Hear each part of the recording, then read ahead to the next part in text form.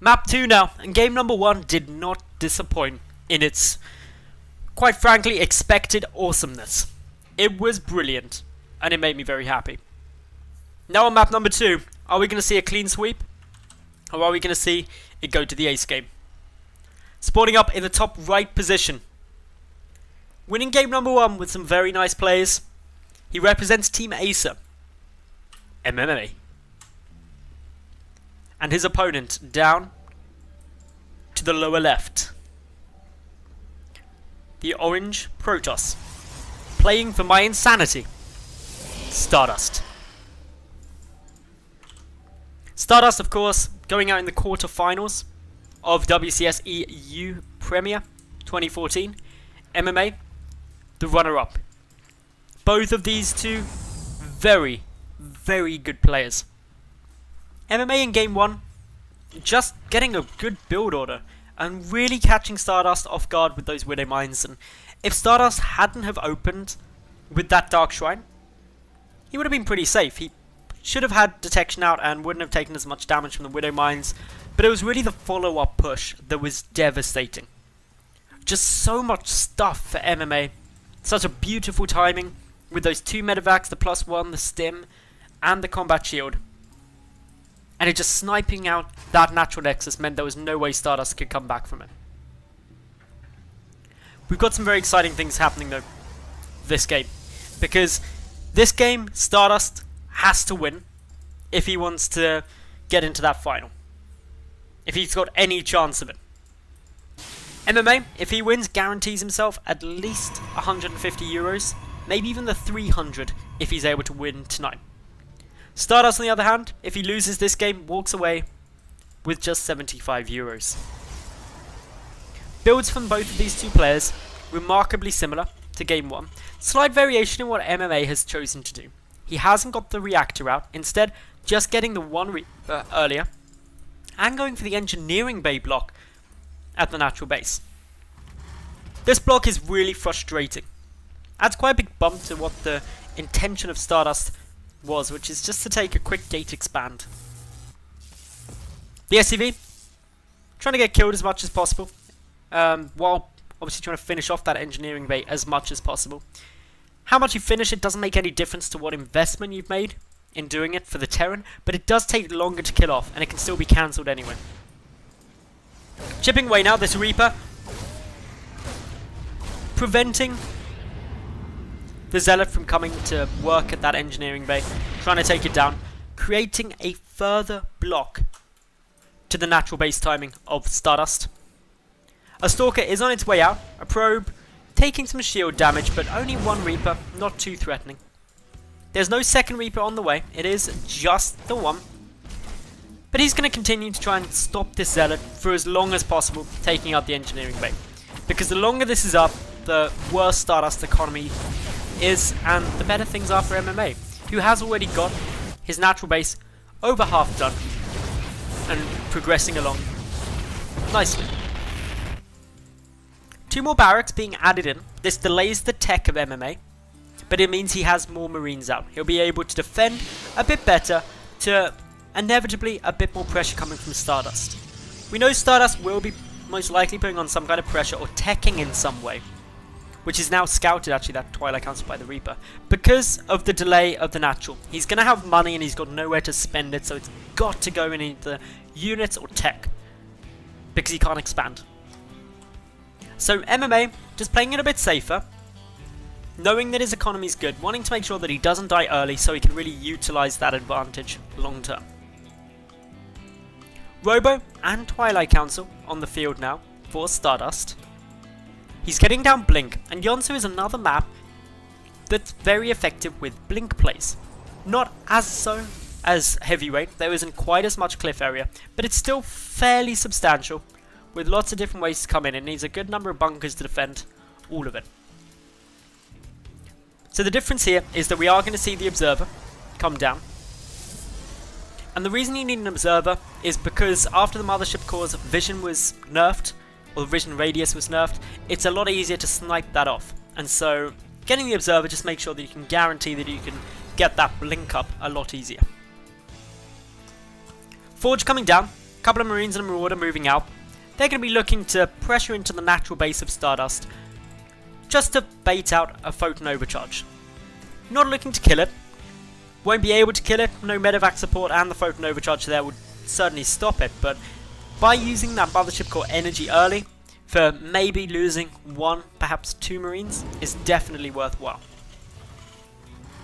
MMA being very cautious at the moment. He's got a second bunker coming through. Interestingly, Stardust choosing to get out that robotics bay, so he's going to be going up into Colossus tech, which is quite surprising when he's invested early into Blink. Also getting down that armor, so this isn't some kind of 2-base Blink all-in. Instead, it's a very fast tech up into later game compositions for Stardust, which is actually played into beautifully by what MMA is doing, which is being incredibly defensive. And Stardust is now scouting that out. He knows that he's fairly safe and that his opponent is expecting pressure through. He sees the 2 bunkers, sees how late the starport is, and is going to be sitting there thinking, yes, this is good. This is exactly what I want. With that block, it's giving me ample amounts of time to get out my Colossi and also my upgrades. However, MMA, he's continuing on with this very economic and late game focused play, with the 3rd command center now being placed.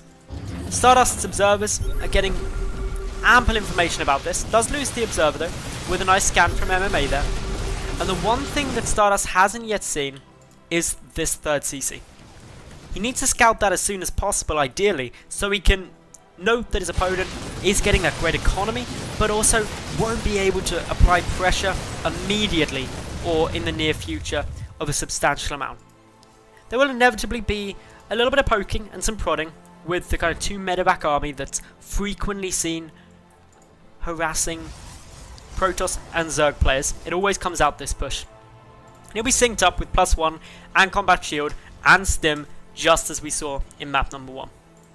The big difference though is that this game Stardust has the Colossus there. That Colossus, huge amount of splash, a lot of damage output, means that in theory Stardust should be safe. He can even actually start pressuring into this. The concern for Stardust has to be the lack of extended thermal lance, because that allows these Marauders to max the Colossus's range, and while there's only 1, it's vulnerable to just getting sniped down. And if that's dead, the gateway units are left vulnerable to the Stim Marine Marauders. They won't trade well. More scans coming down, MMA just being very aware of where and when his opponent is positioning his army, so he can appropriately defend against it. This would be a nice engagement position for Stardust. He'll be able to get some good shots off. Got about another 20 seconds until extended thermal lance is done, but also now has that second Colossus. The Viking count really low, as this will have caught MMA slightly off guard. And with this greedy play, is having to lift up this 3rd orbital command, which is taking a surprising amount of damage now. The Colossi do need to be quite careful not to go too far forward with the Marauders there, but as they've got extended thermal lance, now outrange the infantry, and their primary threat comes in the form of those Vikings. But by forcing MMA to pump Vikings so early, there's only 2 medevacs. That makes Stim a luxury. It makes the splash damage from the Colossi all the more devastating. And MMA really needs to make sure that he doesn't overcommit to any engagements, if at all avoidable. CC floating down, or looking to get ready to float back down, whereas Stardust just trying to find any avenues, making sure nothing sneaky is happening, no additional bases have been taken. Important thing for Stardust is to take his 3rd base now, and that's exactly what he's doing. Pulling this probe down, going to secure up that Nexus while getting charge and also the +2 ground armor. So upgrade lead is definitely on Stardust's side. These Stalkers though being exceptionally aggressive, blink forward, a couple of dead Terran units, nothing lost on Stardust's side, and this is a much closer game. My only concern for Stardust is this Viking count is rapidly becoming scary. 8 Vikings down on the field. Once there's about 10-12, these Colossi will be in a bit of trouble. But there's 4 of them. There's a lot of Zealots, they've got charge, they've got the 1-1 upgrades, or Chochoi isn't actually yet kicked in, but they'll soon have charge, and the Stalker count's fairly good. So the Vikings can still get taken down pretty effectively. No third base yet from Stardust. He's just hit the 400 minerals, so should be able to produce it any moment now. And with that coming down, if it does come down, Stardust has got a later game plan. The longer this goes on though, with only Colossi here, the better things get for MMA. He's got the third base, he's got the 3 mules, and he's also got the SCV lead. Stardust knows that though, blinks forward, takes out 2 of these Vikings early. The Zealots have to close down the distance. +2 ground armor, not yet completed, but regardless, MMA pulling back.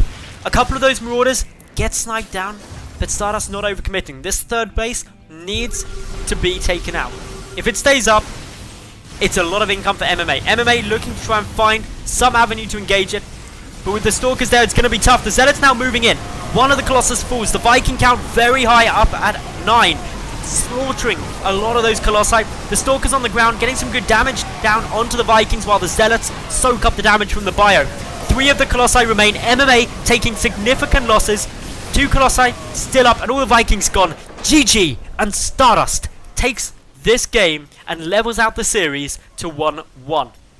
That means we get the ace game, and things get ultra tense.